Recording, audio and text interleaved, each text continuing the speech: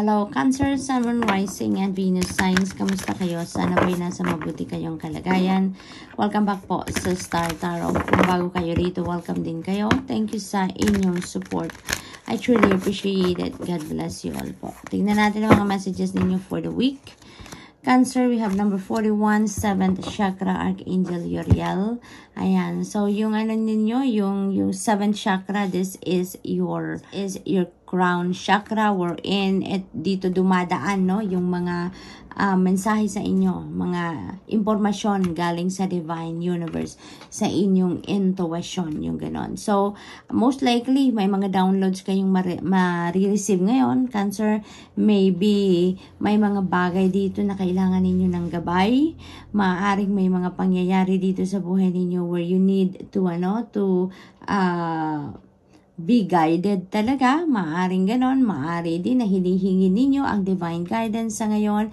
Maybe you're asking for clarity. You're asking for enlightenment. That is also possible. Kaya naman may mga free-flowing of information na parating sa inyo around this time, Cancer, no? So, pay attention to that, no? Make sure na maririnig ninyo yan. Make sure na bibigyan ninyo yan ng panahon para ma-access ninyo. So, we also have the thinking woman. And so, ang iba sa inyo siguro dito nag-aaral, no? Maaring you're also doing your own research. Maaring naghahanda kayo para sa siguro sa pagka-career change ninyo. At maaring nag-aaral kayo, no? Maaring ganun. Maaring bumalik ang iba sa inyo sa school. Maaring ang iba naman sa inyo dito is looking for mentor, looking for a teacher na makakatulong sa inyo siguro na ma-enhance ang inyong skill, ang inyong talent, ang inyong gift, yung mga ganon. Because maybe you are preparing talaga for a career change, no? Maaring ganon ang ganap. So, we also have number 39, 5th chakra, Archangel Gabriel. Yung 5th chakra ninyo, this is your throat chakra, no? Ito naman yung ano ninyo, yung energy center that governs communication, no? So, maaring ang iba sa inyo dito, ang inyong throat chakra ay blocked, no? Maaring nahihirapan ang iba sa inyo na mag-express ng inyong sarili. Maaring ang iba sa inyo dito ay nahihirapan na mas makapagsabi ng kung ano ang inyong nararamdaman, makapag-express ng kung ano ang inyong iniisip. You know, maaring may mga ganun ang sitwasyon ng iba. Kaya, you may need to unblock your 5th chakra, no?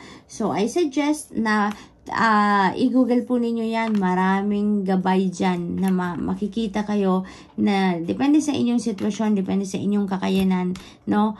Mamili kayo kung ano yung pwede ninyong gawin, no? Yung accessible sa inyo, yung madali ninyong magagawa, yung applicable sa inyo, yung mga ganon.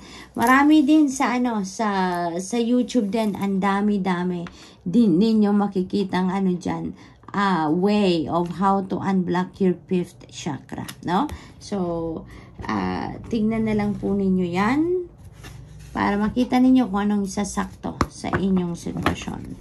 So, tingnan natin kung ano pa ang ganap dito for Cancer. We have blessings and beautiful energy. Napakaganda, no? Malapit na tayo dito sa New Year.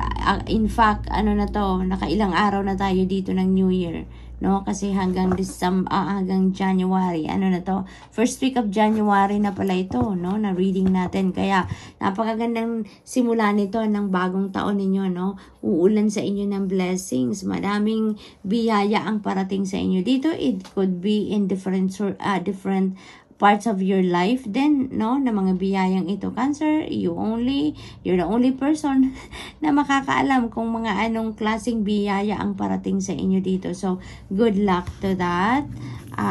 Cancer, we also have purity. Ayan.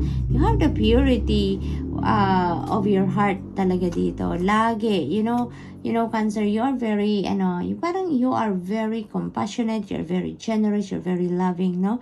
Ang dami-dami ninyong mga katangiang magaganda at you have the purest of intentions, no? Yun din ang napipick up ko dito. Kaya, binibiyayaan kayo ng Divine Universe with blessings, with intuitive messages, with guidance, it's because you have the purest of your intentions, no, that you have. Hindi lang para sa sarili ninyo, but also for other people. At ngayon, no, that will be on display again, no, yung purest intentions ninyo for you and for the people around you, for the people you love. We have flexibility, and this is abundance, you know, this is abundance kasi ang dami bamboo trees, no, ang daming bamboo trees, very colorful, very positive ang vibe, very vibrant ang vibe ng card na to na nilalabas.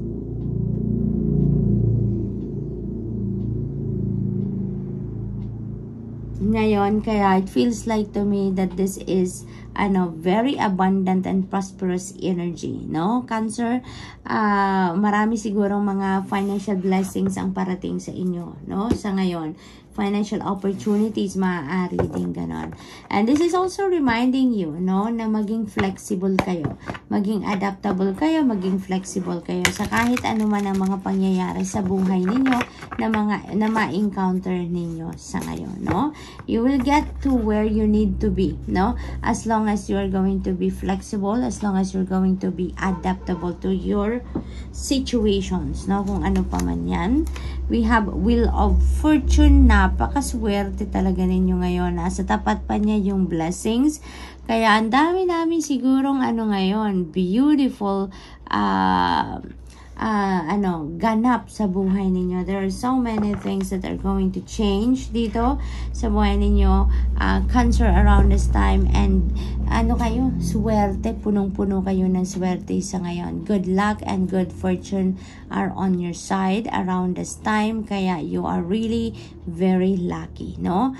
Pagdating sa blessings, ang dami-daming parating. This could be miracles, this could be positive changes na magaganap, no, sa buhay ninyo. There are so many miraculous events na maaring dumating sa inyo. There are going to be surprise events dito din na mag-unfold sa buhay ninyo. Mga bagay na hindi ninyo inaasahan, mga pangyayaring hindi ninyo sukat akalain ay maaaring mangyari around this time, no? Cancer. Kaya napakaswerte ninyo. This is destiny at play dito, no? Talagang the universe is going to act at babaguhin niya ang inyong sitwasyon into a better situation, no? So, what else for Cancer? We have High Priestess. And you know what? Ang dami-dami nyo talagang gabay dito, Cancer. Kaya napakahalaga na pakinggan ninyo, no, ang inyong intuition.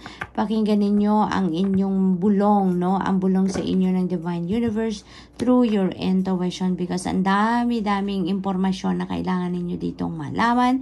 Ang daming impormasyon dito na kailangan ninyong madiskubre, no, Cancer? So, tignan natin ang ganap. We have Hanged Man na yan. So, maybe you've been waiting for so long, no? For this fortune na dumating sa buhay ninyo, no? Kaya, it feels like to me na na to? This is worth the wait, kumbaga, no? The wait is over, kumbaga, Cancer. Sa tagal na hinihintay ninyo na dumating ang swerte sa buhay ninyo, maaaring ito na yon, no? Nandito si Wheel of Fortune, nandito ang blessings. Maaaring yung mga breakthrough na hinihintay ninyo na mangyari sa buhay ninyo ay maaaring dumating na sa ngayon. Maaaring ito na yon, maaaring ito na yung sorpresa na nahatid sa inyo ng Divine Universe. So, good luck. And that's all I have for you for the week. I hope nakatulong ang mga mensaheng ito in some way. Thank you for watching. Love and light. Namaste.